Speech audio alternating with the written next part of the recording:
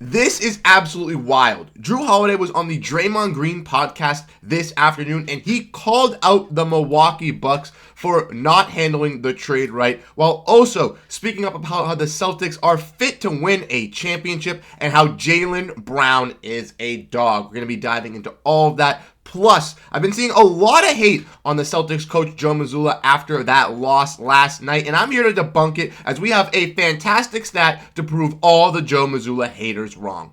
All of that and more on this episode of Celtics Digest. I'm Bruce Veliz. Before we dive into all this basketball news, if you guys are interested, make sure to hit that subscribe button. We have a Discord and a Twitter linked in the description down below. Join the Discord to communicate with other Celtics fans, and make sure to tune in to our watch along live streams. We do them every single night, and we'll be back here Thursday night with another one as the Celtics look to get revenge versus the Hawks. Without further ado though, let's get ready. Let's dive into the topics. Make sure to grab a snack as Jrue Holiday spoke up on the Draymond Green podcast. Yes, that is right. After the loss last night, Jrue Holiday was on this podcast and had some great things to say about the Boston Celtics, but also spoke up about how frustrated he was with the Milwaukee Bucks. We want to dive in here and look from NBA Central. Jrue Holiday wasn't a fan of how Milwaukee handled the Damian Lillard trade, saying, at least let me know 24 hours in advance, not 5 minutes in advance, which is just absolutely ridiculous for a superstar player, a guy who won a championship with this squad, as one of the key ingredients for this championship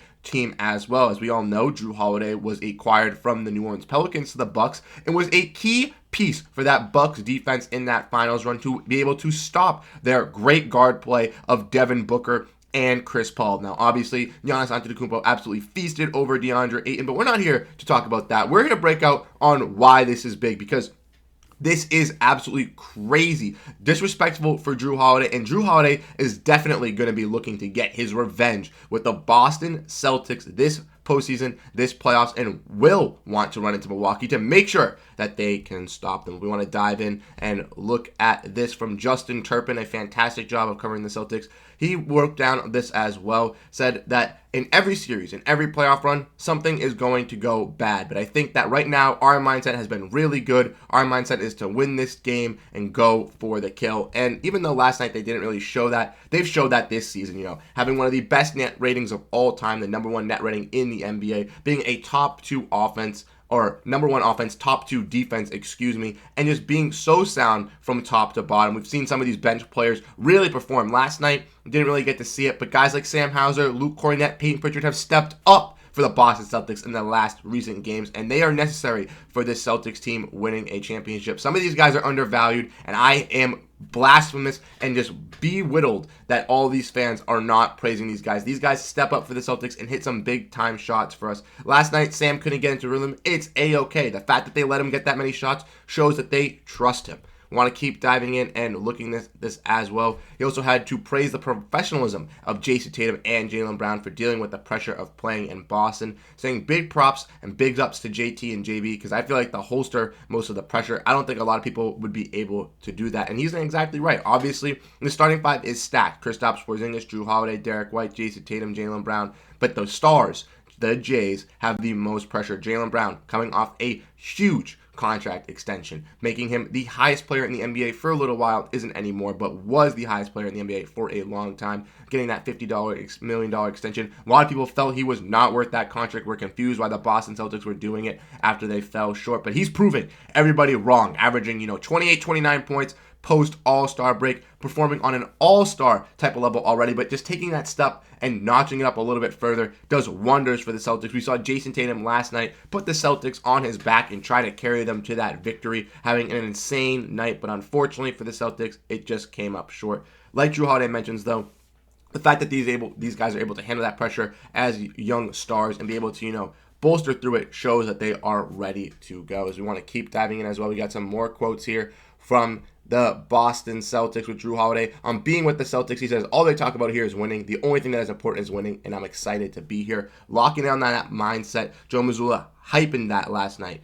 as well. The Celtics want to win. This team is built for a championship. They are playing like they want to win a championship. Last night, I will admit, they played a little bit lackadaisical, but it is just one game in the rough. And when we get into the playoffs, we're going to see games like this. We're not perfect. We're not robots. It's going to happen. The Celtics will be able to persevere and fight through through. Some great quotes from Justin Turpin breaking down that, but we got some more from Noah Dalzell here talking about how Jrue Holiday loving his new defensive role on the Celtics, saying, being a roamer, a disruptor, has been so fun to me. I see this guy in a different way now.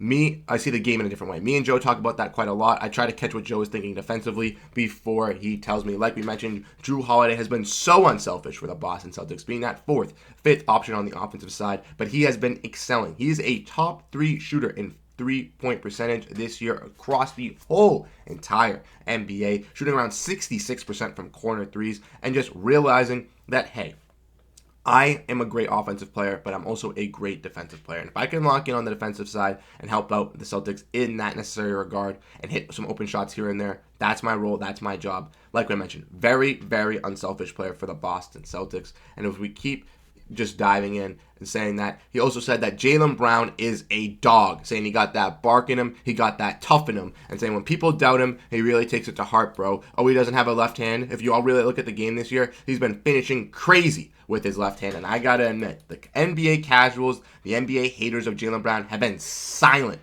since the post-All-Star break, because Jaylen Brown has had some fantastic finishes with his left hand. We've seen him do that little spin move with his left hand, making that. We've also seen him, grab his left arm on multiple occasions and multiple nights where he's been able to get to the rack and get some big-time finishes. Even last night, he had a little bit of a finish with the left hand there. It was perfect. But that's what I'm saying. Jaylen Brown, a guy who has been hated and disrespected. Jrue Holiday is giving him his praise. Jrue Holiday is recognizing how great he is. Let us know what you guys think down below in the comment section. What you guys think about Jrue Holiday speaking up about the Bucks and speaking out on his teammates. I really love that we have Jrue Holiday here. I think he's been exceptional with the Boston Celtics, a guy who's really found his role and been a key piece for the Celtics' success on both sides of the ball this season. Like we mentioned, since he wasn't in the game last night and has been out for a little bit, Celtics haven't really struggled, but last night they did with that playmaking. But with him back, he'll be a key engine for unlocking this Celtics squad and pushing them deep into the playoffs. Next topic at hand is stop the Joe Mazzulla hate. And I'm sick and tired of everybody, all the people coming out here and hating on the Boston Celtics coach. And we have a stat to back up how successful Joe Mazzulla has truly been with this squad. Everyone wants to hate on Joe Mazzulla for the timeouts, and I understand. Yesterday, there was a little bit of a stretch where he let them get back and did not call a timeout for a long period of time, and that's A-okay. Yes, they cut that lead down to 3. Should have been a little bit earlier. I'm not going to argue with that. But people want to hate on the Celtics for blowing leads, not being clutch, doing all this. Well, this stat proves you wrong. From Tomek Korolowski, a fantastic Celtics creator who makes great Celtics content, breaking down game film and making edits. If you guys don't follow him, check him out. But he says that the Celtics have blown 18 fourth-quarter leads in Ime Udoka's lone season, which was tied for the 3rd most in the NBA. As we all know, that season the Celtics were very fluctuating, started off as one of the middle of the pack teams near the 8th seed, really turned up post-All-Star break. That's still more than combined 17 in the last 2 seasons since Joe Mazzulla has taken over. He has 9 last year, which was the 3rd lowest across the entire NBA, and 8 so far this year being the 4th lowest. So like I have mentioned, like I've been preaching, stop that Joe Mazzulla hate. You want to say the Celtics aren't clutch? They are. We see them win games. Versus Milwaukee, they won that game led by Jayson Tatum and Jaylen Brown. Versus Minnesota, in overtime, they won that game led by Jayson Tatum and Jaylen Brown. Versus New Orleans at home, Derrick White came alive and hit some clutch threes to save the Celtics game. Versus Chicago on Saturday, a game that went back and forth for a little bit close to the end, Derrick White hit 2 big threes to save the Boston Celtics. Everybody's going to hate on the squad. Everybody's going to hate on the coach. Everybody's going to come at his head after that, disastrous performance last night, which, we're not going to overlook, we're not going to ignore, but it's one game that the Celtics fell in a 2-week span. There's no need to freak out, no need to overreact, no need to come at this coach, because he has been an exceptional coach this season and has done an exceptional job leading this squad. Like I mentioned, how do I have to harp on this more? We have 3 weeks left in the regular season, and the Celtics already have the best record in the NBA. They have the 1st seed locked up in the Eastern Conference, and they are beating the Western Conference by 6 or 7 game lead. We are fine. We have no issues, no worries. Every team chokes leads. Like I mentioned, we have 8 choke leads this year, and we're the 4th lowest. That goes to show you that plethora of other teams and a plethora of good teams have choked some big-time situations, including other rivals of the Boston Celtics in the Eastern Conference. Fans of those fan bases that just want to overlook that, but it is a big glaring issue for them and not for this squad. Let me know what you guys think down below in the comment section, but everybody on Twitter last night was coming at Joe Mazzulla's head, and it needs to stop. But lastly, as you all know, we got the comment of the day as the last bit of news. Let's drop down a comment on any of these takes down below. You can get picked for a comment of the day. Today's comment of the day is from Darcy J. Steiner, saying, needed Derrick White's defensive organization and offensive assists and points in last night's victory. And I agree.